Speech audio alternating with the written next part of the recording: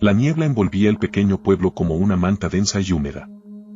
Era una noche de otoño, y el frío se colaba por los huesos de aquellos que se aventuraban afuera. Mía, una joven curiosa de 17 años, decidió salir a pasear por el parque, ignorando las advertencias de sus padres sobre los peligros de la niebla espesa. Mientras caminaba por el sendero oscurecido por la bruma, Mía comenzó a sentirse incómoda. Los árboles parecían torres fantasmagóricas que se alzaban sobre ella, y el sonido del viento susurrando entre las ramas la llenaba de inquietud. Sin embargo, algo más llamó su atención, un suave susurro que parecía surgir de la niebla misma. Mía se detuvo, buscando la fuente del susurro. Sus ojos escudriñaron la oscuridad, pero no podía ver nada más allá de unos pocos metros frente a ella. El susurro continuaba, creciendo en intensidad y llenándola de un miedo creciente. Decidida a descubrir qué causaba aquel susurro, Mía avanzó con cautela hacia adelante. Cada paso era como atravesar un campo minado de sombras y misterios. Entonces, justo cuando pensaba que no podía soportarlo más, vio algo que la heló hasta los huesos, una figura oscura y borrosa emergiendo de la niebla. El corazón de Mía comenzó a latir con fuerza mientras observaba la figura acercarse lentamente. No podía distinguir los rasgos de la criatura, solo una masa informe envuelta en la neblina. El susurro se intensificó, transformándose en palabras incomprensibles que resonaban en su mente. Luchando contra el pánico que amenazaba con apoderarse de ella, Mía dio media vuelta y comenzó a correr. Sus pies golpeaban el suelo húmedo mientras se alejaba de la figura en la niebla. Sin embargo, el susurro la seguía, persiguiéndola como una sombra maligna. Cuando Mía llegó a la entrada del parque, se detuvo jadeando, tratando de recuperar el aliento. La niebla se arremolinaba a su alrededor, como si estuviera viva, y el susurro persistía en su mente, convirtiéndose en un murmullo ensordecedor. Fue entonces cuando sintió una mano fría y viscosa envolver su tobillo. Mía gritó de terror mientras la criatura emergía de la niebla frente a ella. Era una criatura de pesadilla, con ojos vacíos y garras afiladas. Instintivamente, Mía luchó por liberarse, pateando y golpeando con todas sus fuerzas. Finalmente, logró zafarse y corrió hacia la seguridad de su casa. Sin atreverse a mirar atrás, cruzó el umbral y cerró la puerta tras de sí, dejando atrás la niebla y el susurro que la perseguían. Desde esa noche, Mía nunca volvió a aventurarse solo en la niebla. Y aunque muchos en el pueblo descartaron su historia como una simple imaginación, ella sabía la verdad: en la niebla acechaba algo oscuro y aterrador, esperando a aquellos lo suficientemente valientes para enfrentarlo. Estaba a unos 15 minutos de terminar el turno de noche en el trabajo cuando hubo un ruido en una de las ventanas de la oficina, así que me levanté y fui a comprobarlo. Alguien había arrojado una piedra bastante grande a través de una de las ventanas del frente del edificio. Esto se vuelve especialmente extraño porque estoy trabajando en el distrito industrial a las 11:30 de la noche sin ninguno de los otros negocios abiertos. Regreso a mi escritorio, llamo rápidamente a seguridad para avisarles y decido irme a casa lo antes posible. Estoy saliendo del edificio. Me estoy asustando cada vez más y por eso termino corriendo hacia mi auto y entrando y arrancando. Ya casi estoy en casa y comencé a calmarme un poco cuando me di cuenta de que no abrí el seguro de mi auto cuando entré, había estado desbloqueado todo el tiempo. Hago una revisión rápida con mi mano en el asiento trasero para ver si hay posibles asesinos que puedan estar merodeando por allí, pero no hay nada. A la media hora llamé a un amigo que dice que está tomando cerveza, así que decido unirme a él. Salté a mi bicicleta y comencé a andar. Estoy paseando por el camino en mi bicicleta. Es una noche agradable y no tengo mucha prisa, solo disfruto de la luz de la luna cuando escucho a alguien andar detrás de mí. Me enderezo y me quedo a un lado de la carretera. Me adelanta muy lentamente y cuando está justo a mi lado me lanza una sonrisa. Puedo describirlo como puramente en una escena. Me estremezco y me quedo desconcertado mientras él sigue adelante. Ahí es cuando me doy cuenta de que está montando la bicicleta de mi madre, no hace falta decir que corrí a casa. Cuando llegué allí, efectivamente, falta su bicicleta y la puerta trasera izquierda de mi auto estaba abierta.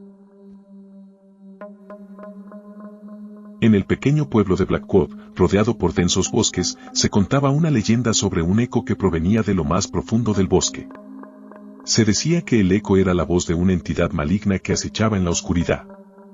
Los lugareños evitaban adentrarse en el bosque durante la noche por miedo a escuchar el eco, temerosos de que la entidad los atrapara. Una noche, un grupo de jóvenes decidieron desafiar la leyenda y aventurarse en el bosque después del anochecer. Con linternas en mano, se adentraron en la espesura, burlándose de las supersticiones del pueblo. Sin embargo, a medida que avanzaban, comenzaron a escuchar un sonido siniestro que resonaba entre los árboles. El eco se hacía más fuerte con cada paso que daban, envolviéndolos en una atmósfera de terror. Los jóvenes intentaron regresar al pueblo, pero se dieron cuenta de que estaban perdidos en la oscuridad del bosque.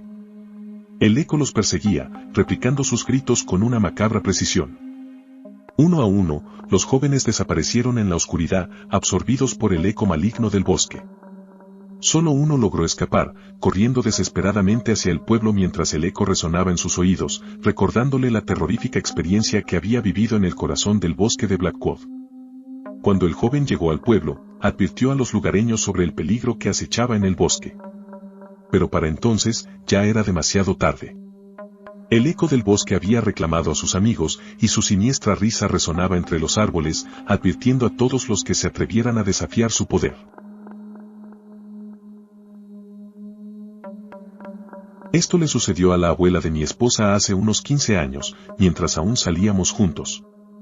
Su esposo acababa de fallecer aproximadamente un año antes, pero ella había estado yendo a la biblioteca y ofreciéndose como voluntaria para hacer ejercicio y socializar. Era invierno, así que su caminata de regreso era mientras oscurecía. La biblioteca cerraba a las 5 y había algunas cosas adicionales que hacer antes de que todos se fueran.